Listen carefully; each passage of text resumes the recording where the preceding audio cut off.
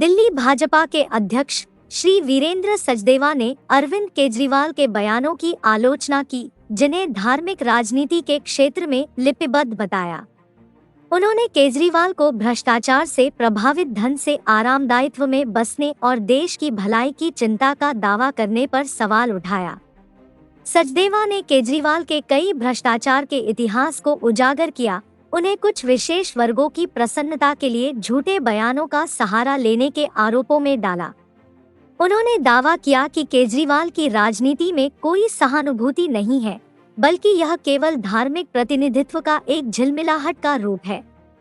उन्होंने असादुद्दीन ओवैसी और ममता बनर्जी के साथ अरविंद केजरीवाल की तुलना की और कहा कि रोहिंग्या मुस्लिमों की समस्या पर केजरीवाल की चुप्पी अनुचित है, जबकि वह 10 सालों से दिल्ली में सत्ता में है। उन्होंने पूछा कि केजरीवाल के प्राथमिकताओं का क्या है, जो विशेष वर्गों की प्रसन्नता पर ही ध्यान केंद्रित करते हैं और अन्यों को उपेक्षित करते हैं।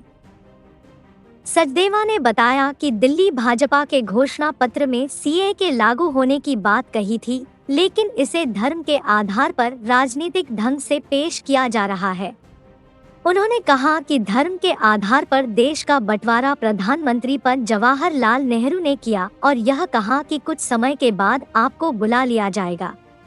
आज जब पद जवाहर नेहरू के आश्वासन को अगर प्रधानमंत्री श्री नरेंद्र मोदी पूरा कर रहे हैं, फिर अरविंद केजरीवाल को इतनी तकलीफ क्यों हो रही है?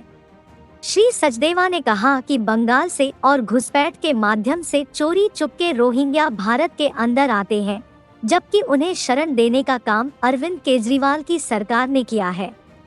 उनके खुद के विधायकों ने अतिक्रमण किया है और अवैध कब्जे किए हैं।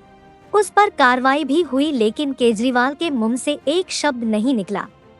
उन्होंने कहा कि अरविंद केजरीवाल वैसे पाकिस्तान, अफगानिस्तान में हिंदू सिख महिलाओं के साथ हुए दुर्व्यवहार पर क्या बोलेंगे, वह तो देश के संदेशखाली तक की निंदा तक नहीं कर पाते।